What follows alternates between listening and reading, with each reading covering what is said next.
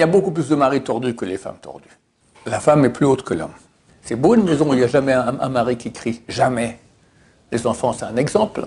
L'éducation, c'est pas ce qu'on dit, c'est ce qu'on est. Ce que tu montres. Comment il est avec sa femme? S'il n'était pas bien avec sa femme, rien. Zéro.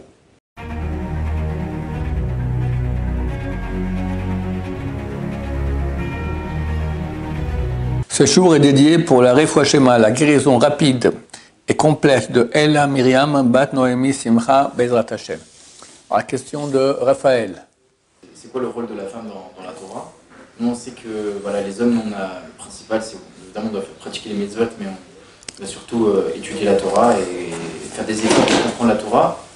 Et le principal de notre récompense, au niveau de la résurrection des morts, ce qui va se passer après, c'est dans notre ligne de la Torah, c'est les efforts qu'on aura fait pour comprendre la Torah. On sait qu'une femme, elle n'a pas cette obligation-là. En gros, c'est quoi son rôle? Comment elle va trouver sa récompense? Bon, alors c'est une question que le Talmud pose. Nashim bemazachian. Quel est leur mérite? Et comme tu l'as dit rapidement, c'est marqué que la résurrection des morts, c'est grâce à une chose qui s'appelle Tal. Tal, c'est une rosée de tria, de résurrection qu'Hachem amène sur les morts, et grâce à ça, ils se lèvent. Et cette rosée provient d'études de Torah. Donc la question, elle n'est pas, quand la Gemara pose la question, quel est le mérite des femmes, quoi. Elles ont aussi des mitzvot. Une femme a fait une bracha avant, un birkat Amazon, elle éduque les enfants, elle fait des efforts pour ne pas la shonara, elle prie. Elle a tout sauf l'étude de Torah. Et encore, étude de Torah, elle a tout sauf la Gemara. D'accord? Donc, une femme, moi je dis souvent, si au jour de ma mort, je sais tout ce qu'une femme peut étudier, je pars heureux au Olam Haba. C'est énorme. C'est toute la Torah écrite, c'est tous les Midrashim, c'est toute la Halacha. C'est énorme. C'est pas peu. Non, moi, elles n'ont pas la Gemara. Alors, c'est quoi le sens de la question? Mezachian. Quel est leur mérite? Quel est leur mérite? Elles font des mitzvot, tout ce que j'ai cité maintenant.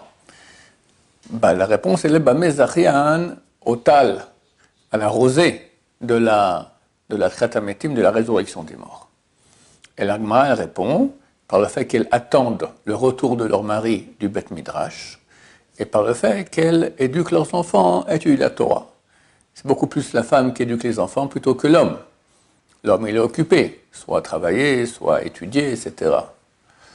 Donc, c'est en cela une partie de Torah.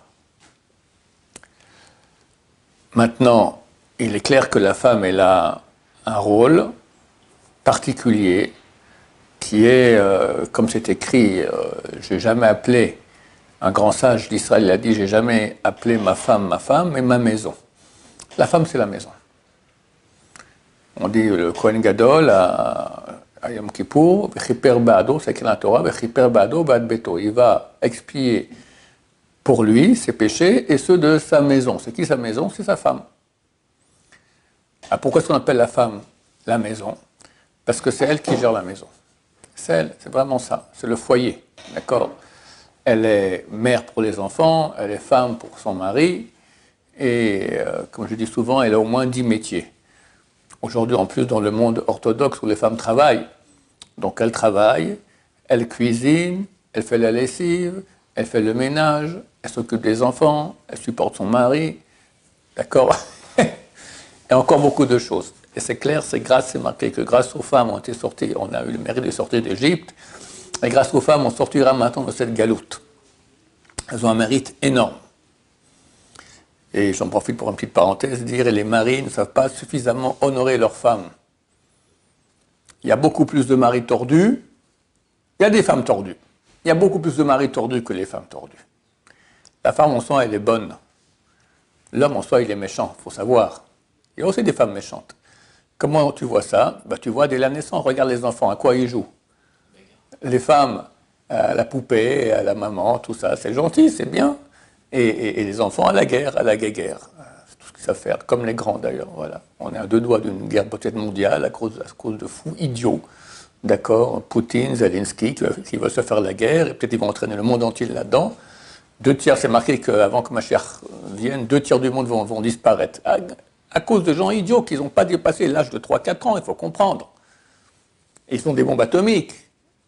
Tu donnes une bombe atomique à un petit enfant de 3-4 ans, c'est dangereux, ben c'est la même chose. C'est exactement la même chose. Shem Mishmor, Hashem Mishmor. La femme, donc, il faut savoir que la femme est plus haute que l'homme. C'est pour ça qu'elle a moins de mitzvot. Le matin, on fait une bracha, Sholasanisha, je bénis Hachem, enfin, qui ne m'a pas fait femme. Alors j'en comprenne du genre, heureusement que je ne suis pas une femme, ça aurait été terrible. Ce n'est pas dans ce sens-là. Parce que la femme, vu qu'elle est plus parfaite que l'homme, donc elle a moins de travail à faire pour se rapprocher de Dieu. C'est plus automatique chez elle. Et on voit très souvent l'homme, il a toutes sortes de plans et d'idées, de projets, et la femme le calme, d'accord, le rabaisse, parce qu'elle a une sensibilité que l'homme n'a pas, de voir les choses, Donc on doit beaucoup d'honneur à nos femmes, et la femme, elle doit bien sûr beaucoup respecter son mari, même s'il est tordu, hélas. Et elle a un rôle éducatif énorme sur les enfants. Et là, donc, elle a un mérite énorme. C'est marqué que dans Olam Haba, c'est marqué que les sadikim sont assis avec leur couronne sur leur tête. C'est quoi la couronne? C'est la femme. Bon, c'est spirituel. En tout cas, on voit que la femme, elle arrive à la couronne de l'homme, plus haut que l'homme. Parce que, comme je dis, elle est plus parfaite. Et elle a un rôle plus général de gérer la maison, d'accord, de faire que la maison soit une maison normale, bien comme il faut. Voilà, je t'ai répondu là, ou bien tu as des questions à ce propos?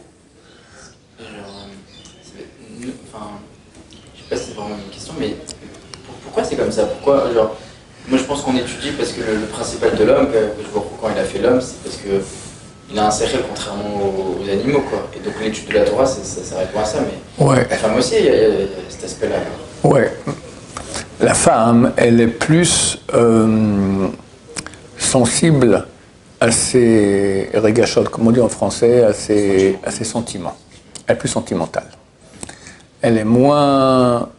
Un homme aussi peut être très sentimental, des fois plus qu'une femme.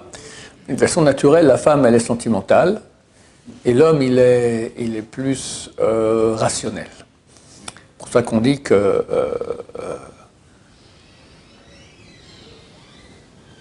la femme, elle n'oublie pas. C'est connu. Une fois, il y a eu une bagarre entre le mari et la femme, et il a traité, je sais pas moi, ton papa a vendu poisson pourri. Elle a été très heurtée par cela. D'accord? Bon, elle a fait la tête pendant entre un jour et 3 semaines. Puis après, il est venu penaud et il a demandé pardon. Et vraiment, je m'excuse. Il a offert un cadeau, il a invité au restaurant, etc. Bon, dossier classé.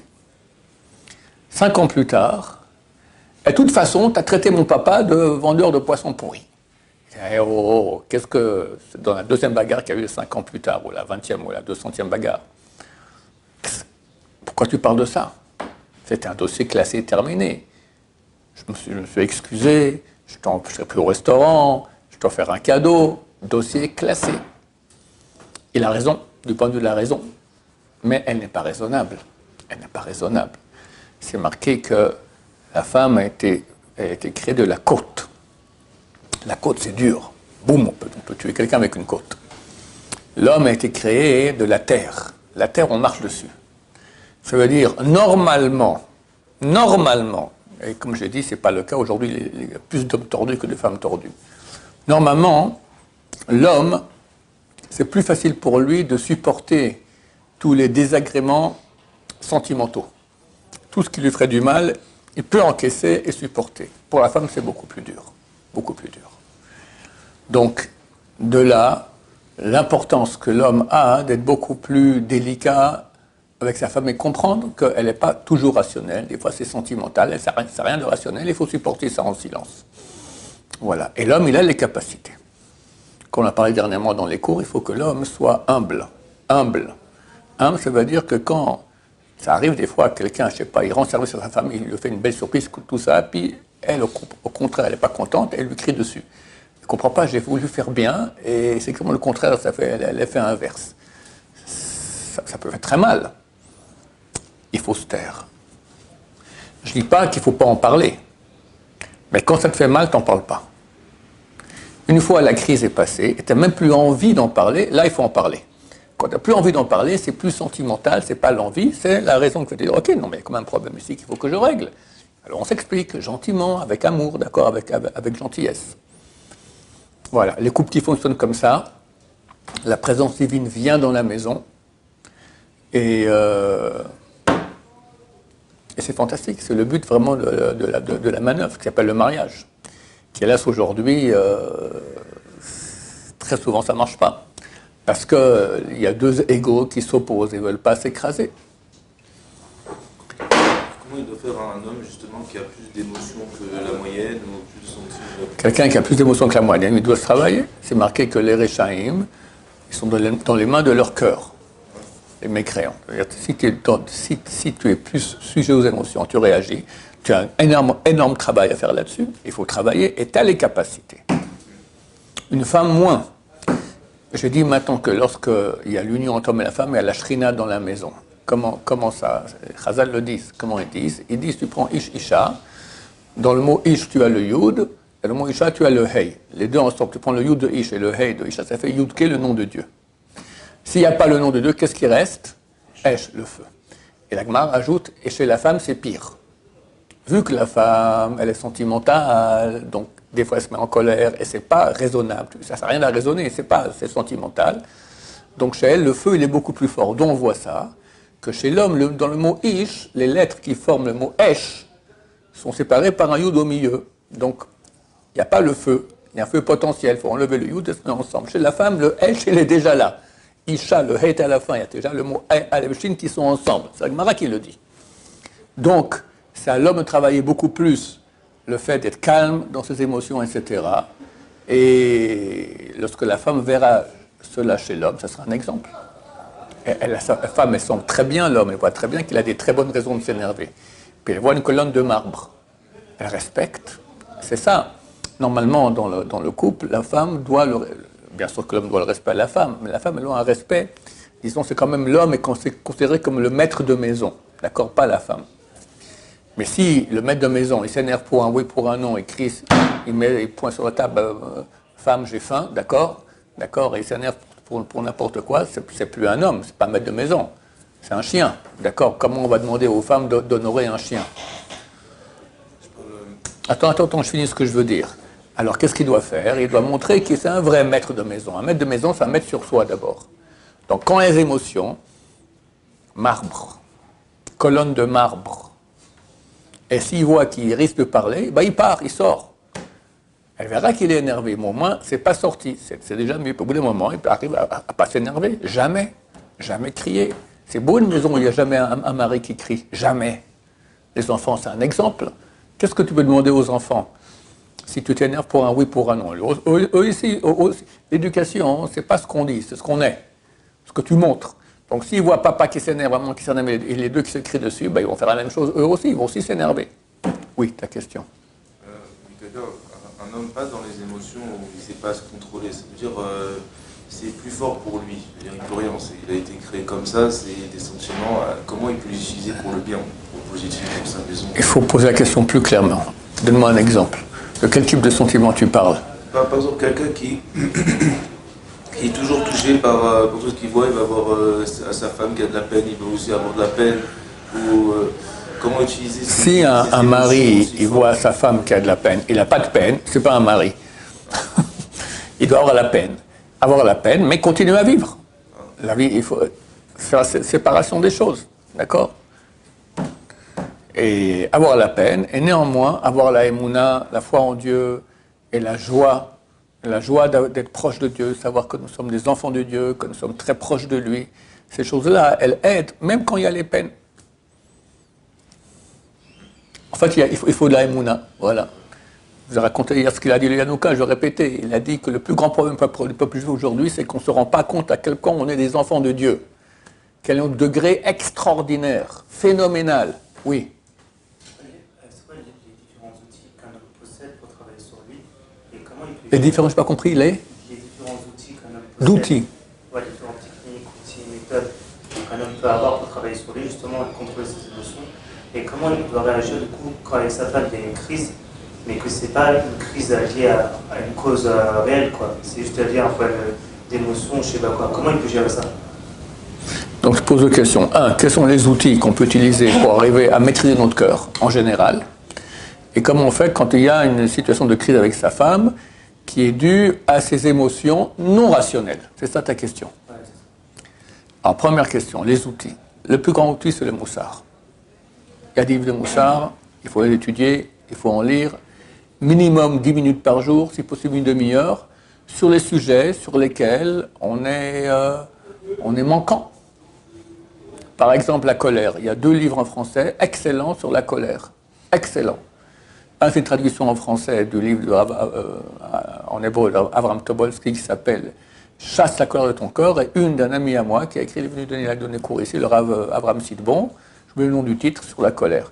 Il faut lire ça en boucle. Quelqu'un qui lit ça en boucle, alors je ne dis pas que du jour au lendemain, c'est fini, il n'y a plus jamais de colère, mais c'est certain que quand il se mettra en colère, il y aura déjà des freins.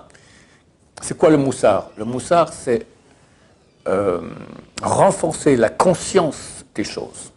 Tout le monde sait qu'il ne faut pas se mettre en colère. Mais quand il lit du moussard, ça renforce la conscience. Et quand il voit maintenant les nerfs qui commencent à arriver, hop, en plus dans ses livres, il donne beaucoup de conseils. C'est un exemple, d'accord? Lui, il est orgueilleux. Il faut travailler maintenant son humilité. Il y a des moussards. Tout. L'étude du moussard, c'est l'outil numéro 1. Et sans lui, on ne peut rien faire pour arriver à maîtriser son cœur. Ensuite, faire un cheshbon nefesh. Cheshbon nefesh, de temps en temps, on fait un calcul, enfin un bilan de soi-même. Et on voit où on en est. Parce que si tu vis sans bilan, alors tu ne sais pas où tu en es. Comme sur Missal Charim, tu as maintenant un commerçant, quelqu'un a un magasin, il ne fait pas le bilan, il va faire faillite. Alors s'il doit faire bilan pour l'argent, coach quelqu'un, plus forte raison de faire bilan sur lui-même. Où j'en suis dans ma vie, qu'est-ce qui va, qu'est-ce qui ne va pas, qu'est-ce que je dois arranger, il le fait. Ça aussi, c'est le même but, c'est pour renforcer la conscience des choses. Quand tu fais un bilan, tu te rends compte maintenant, ah ouais, c'est vrai là. Quelqu'un qui fait un péché puis il ne se rend pas compte et la vie continue, ça n'a pas d'impact. Mais s'il voit, oulala, j'ai fait ça, et j'ai fait ci, et j'ai fait ça. Il y a le bien aussi dans le bilan, il y a aussi le bien qu'on a réussi, les progrès qu'on a réussi à faire. Si on fait un bilan que sur le mal, on déprime. Donc il faut faire un bilan sur le tout, et comme ça, on maîtrise et on avance et on progresse. Ça, c'est pour la première question. Deuxième question, quand il y a l'émotion chez sa femme, on comprend que c'est l'émotion et on se tait. On ne réagit pas. Après, comme j'ai dit auparavant, une fois que l'émotion est partie et qu'on n'a plus les nerfs, etc., on est calme, on en parle à la femme. Et on lui fait du moussard gentil. Tu comprends? Oui. Il y a pas un risque du coup que si on va, que si on va de nouveau aborder ce sujet-là. De nouveau, ça va être la bagarre. Ouais, alors si on sent que c'est trop. On sent que c'est que si on va reparler du sujet, elle n'est pas capable d'entendre, ça va être la bagarre, on se tait. Ça sert à rien. Bon, on encaisse. On encaisse. Okay. Et tout ce qu'on encaisse, il faut comprendre que la réussite dans la vie dépend essentiellement du taux d'encaissement qu'on a. Plus on s'écrase, plus on cède, C-E-D-E, pas S'-A-I-D-E, céder, d'accord? Plus on cède, plus on s'écrase, plus on se fait écraser et on ne réagit pas, plus Dieu nous bénit. Il n'y a pas un risque du coup que dans cette génération-là, comme il y a beaucoup de travail et tout, que si on s'écrase, du coup on se marre. On devient le pigeon de la famille. Non. D'habitude, un mari, je crois que la femme, elle comprend qu'il s'est écrasé pour elle et qu'il ne veut pas rentrer dans l'histoire, mais il y a beaucoup d'autres points par lesquels il montre que c'est le maître de maison. Comme je dis, d'habitude, s'écraser, au contraire, c'est un signe de grandeur. C'est un signe de grandeur. C'est quoi le contraire? Tu vas crier. C'est un signe de grandeur. C'est un signe d'animalisme. Mais c'est très clair, ça, il faut bien se le mettre. Tous les grands de Torah ont toujours dit. Le Rav Steinman il disait, Na'araiti v'gam zakanti. J'étais jeune et j'ai vieilli. Alors le verset il dit la suite, Velorati zeknesa, jamais vu un sadique perdu. Et lui disait, j'ai jamais vu quelqu'un, mevater mafsi, jamais vu quelqu'un qui cède, qui a perdu. Quand on cède Sur place, on croit qu'on perd, et on gagne à la fin, on gagne beaucoup, beaucoup, beaucoup, beaucoup plus. Beaucoup plus. Beaucoup plus. Ça, c'est une chose que tous les grands ont toujours dit. C'est évident que c'est comme ça. Donc, s'écraser. Pensez au roi David qui a dit Tola Adveloi, je suis un ver de terre. D'accord. Pensez à Moshe qui a dit Nachnouma et nous, qu'est-ce qu'on est. D'accord. Ils se sont tus. Beaucoup de gens ont fait de mal à Moshe, l'ont poursuivi. Qu'est-ce qu'il a fait? Il s'est écrasé. Idem le roi David. D'accord. Le roi David, il est venu la 4e roue du chariot céleste. Quand il fuit le palais parce que son fils aîné a fait un putsch militaire, Avshalom. Il quitte le palais pieds nus avec ses servantes, ses femmes, ses enfants. Sort un des chefs du Sanhédrin, Shimi Ben Gera, et le maudit, l'insulte, et lui jette des pierres et du sable. Son général lui dit, il sort son épée, je lui dis, Yoav Ben Sroel, laisse-moi, je vais tuer ce chien. Il dit, arrête. Hachem lui a dit de m'insulter. Il a eu une guerre intérieure, le roi David, à ce moment-là, parce que quelqu'un qui fait du mal au roi, Mored Ben Malchut, qui se rebelle contre le roi peut le tuer sur place sans jugement. Et tous ses biens passent au roi. C'est bien en plus, il est riche, top, le roi, ils sont enrichis, d'accord? Il avait le droit de faire ça. Il a une guerre intérieure, oui, non, mais après tout, c'est Dieu qui l'a envoyé, il n'y a rien qui ne prend pas de Dieu. Moi, je suis avec Dieu, pas avec lui. Laisse. Il est devenu la 4e roue du chariot céleste. Ah, c'est comme ça qu'il faut être. Oui. Mais si, dans une dispute, elle parle avec des sentiments. Ouais. Alors pourquoi on ne répondrait pas avec des sentiments au lieu de rien dire? Parle avec sentiment, c'est le cœur, c'est pas toi, c'est ton ego, c'est tout ce qu'il ne faut pas faire. Le sentiment, surtout dans la bagarre. Quand tu lui dis des mots d'amour, si c'est sans sentiment, alors tu es un idiot, fini. Il faut maintenant dire des mots d'amour avec sentiment. Mais les mots de querelle avec sentiment, non, pas de querelle, justement, pour la calmer. Ah oui, mais c'est pas le moment. On va essayer de la convaincre. Non, c'est écrit que quelqu'un, lorsqu'il a le mort en face de lui, quelqu'un, le Chassé Shalom, son proche est mort, son père, son frère, sa mère, sa fille, d'accord, Chassé Shalom. Il ne faut pas le consoler. Qu'est-ce qui vient le consoler maintenant? Il est en plein dans le gouffre. Chazal dit ça, et en même temps ils disent, quelqu'un qui est en colère, il ne faut pas le calmer. Qu'est-ce qui vient le calmer quand il est en colère? Ça ne marche pas.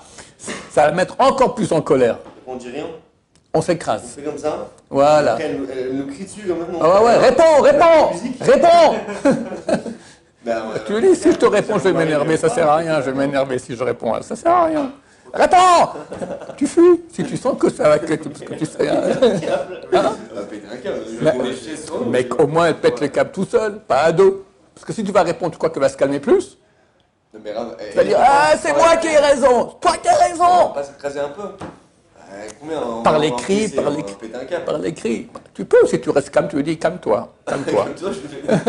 Calme-toi. Rabat, tu t'énerves, ça ne sert à rien. D'accord? Tout dépend de qui est la femme aussi. Il y en a des femmes qui se travaillent. Quand tu lui dis tu t'énerves, elle se calme tout de suite. Il y a des femmes comme ça. Mais c'est déjà des degrés. Ouais, c'est d'accord? Ça. Voilà. Il y a un travail à faire. Ouais. Ok, mais c'est pas à toi de lui faire son travail quand elle est énervée. Si tu peux lui dire calme-toi sans t'énerver. Sans t'énerver. Je lui dis calme-toi. Ça ira pas non plus, hein. Je vais courir. Voilà, il faut que. C'est qui se fout. Hein? Super long quand on veut. Tu lui expliques. Après la première bagarre qu'il y a eu après le mariage, après 10 ans après, tu lui dis écoute, dorénavant, quand il y a une bagarre, moi je veux pas rentrer dans la bagarre et commencer à alimenter parce qu'après ça devient méchant et on souffre, chacun souffre. Quand on est énervé, on dit des mots qu'on n'aurait pas dû dire. Après, on regrette. Alors, je vais me taire. Et si je vois que si je reste et je vais me taire, je ne tiendrai pas, je fuis. Tu lui as dit, elle a compris. Tu lui as expliqué. Toujours des baskets de sport, on peut dire ça. Hein? Au Chidour, oui, mais pas le jour du mariage. Le mariage, tout ira bien, on s'aimera toujours. Oui. Qu'est-ce que ça veut dire réussir sa vie d'un point de vue général et réussir sa vie d'un point de vue marital? Je n'ai pas compris. Qu'est-ce que ça veut dire du coup réussir sa vie d'un point de vue général et d'un point de vue marital? Ça va ensemble. Donc, répète la question. Que signifie réussir sa vie du point de vue général et que signifie réussir sa vie du point de vue marital? Alors, je vais te dire une chose très importante. On finira avec ça le cours. Rabbi Chaim Vital, l'auteur de toute la Kabbalah, il y a 500 ans, l'élève de Rabbeinu Hari, toute la Kabbalah provient de lui. Il écrit que quand tu viens au Lamaba, on va amener toutes tes mitzvot. Bertacha, on amène des wagons, des dizaines de millions de mitzvot. On dit halt, halt. Comment il était avec sa femme? S'il était bien avec sa femme, on compte toutes les mitzvot. S'il n'était pas bien avec sa femme, rien. Zéro. Wallo en bon français. Zéro! Donc la réussite, tu m'as dit, comment c'est quoi réussir sa vie et c'est quoi réussir maritalement, c'est la même chose. La base de tout, c'est maritalement. C'est le midot. Quelqu'un m'a dit dernièrement, c'est tellement vrai, tellement vrai. Tu as des gens qui sont des grands Talmidei Chachamim, mais pourris! Pourris! Qu'est-ce que ça vaut? Pourris au niveau des midot, au niveau des qualités d'âme. Il y aura Rabban Ben Nabat, on a parlé de lui dernièrement. Rabban Ben Nabat, il n'a pas parole à Maba, il sera en enfer pour l'éternité, comme ça dit le Rambam. C'est marqué qu'il était le plus sage, le plus grand sage d'Israël, mais il était orgueilleux et jaloux. Dégagé, dégagé. À quoi ça sert? Quelqu'un étudie jour et nuit. Il devait étudier jour et nuit, jour et nuit, jour et nuit. Mais il était pourri, il n'avait pas les midotes. Il faut travailler, sans les midotes, t'as rien. Et les midotes, c'est essentiellement avec sa femme. Avec qui tu vas faire les combats? Alors, il y a un peu avec les voisins, un peu la chavruta, un peu le boss, un peu les employés que tu as, si tu en as, d'accord? Mais c'est des gens éloignés. Les midotes, c'est avec la proximité, avec ta femme, d'accord? Aujourd'hui, elle est de mauvaise humeur et il n'y a rien, tout est tordu. Alors, tu peux ne pas être content et faire la tête et hurler. Ou bien tu t'écrases. Ah! Ah! Là, tu grandis. Et uniquement comme ça, tu grandis. Et s'il n'y a pas ça, il n'y a rien. Tu comprends ce que ça veut dire? 10 millions de milliards de mitzvot que tu as fait, zéro, parce que tu n'as pas pu te comporter avec ta femme comme il faut. C'est-à-dire que tout le but du mariage, en gros, c'est d'apprendre à travailler sur le milieu. Oui, absolument. C'est marqué noir sur blanc. C'est marqué que le premier homme, donc je repose la question à haute voix, donc ça veut dire quoi? Le but du mariage, c'est les midotes? Réponse oui. Pourquoi Dieu il a fait le mariage? Le premier homme, il a été créé homme et femme. Ils s'entendaient à merveille. Tu as déjà vu ton oreille gauche crier sur ton oreille droite? Ça n'existe pas. On était hommes et femmes. Voilà, ça allait très bien. Et Dieu dit, Lotov, Heyot, Adam, Lebado, ce n'est pas bon que l'homme soit seul. Il les sépare. Pourquoi? Pour que ce soit bon. Bon, bon. C'est quoi bon? Bon, c'est les midotes. Il la met en face. Et maintenant, allez-y. Vous allez bosser maintenant. Si vous restiez ensemble les deux, vous ne serez jamais bon. Il y a 8 milliards d'habitants sur Terre. Quelqu'un vient te dire, rends-moi service. Il dit, écoute, je te dois rien. Bye bye, pars. Tu peux rester un homme mauvais, égoïste, orgueilleux. Mais si maintenant ta moitié elle est en face, elle a besoin de toi. Elle a besoin de toi. Tu ne peux pas ne pas lui donner. Si un homme ne donne pas ce qu'il faut à sa femme, la femme ne donne pas à son mari, c'est le feu à la maison. Il faut s'écraser. Pour donner, on n'aime pas donner. De façon naturelle animale, on aime prendre, pas donner. Et si on donne, on dit, je t'ai donné énormément et j'ai reçu rien. Tout le contraire. Il a reçu énormément, il a donné rien. Mais il faut commencer à travailler. Et s'il arrive dans cette situation-là, où il va donner, il va s'écraser. S'écraser, c'est donner. D'accord? C'est le plus grand don qu'on peut faire, s'écraser. Il va s'écraser, il va donner, il va faire des compliments, il sera gentil, il va supporter. Alors, il devient bon. Et c'est le but de la manœuvre. Baour, que Dieu nous aide à devenir des hommes bons, respectant sa femme, c'est-à-dire leur femme, on a chacun une femme, Bezrat Hashem, et que grâce à cela, les millions de mitzvot qu'on fait à côté seront comptabilisés. Baruch Adonai, l'olam, amen ve amen.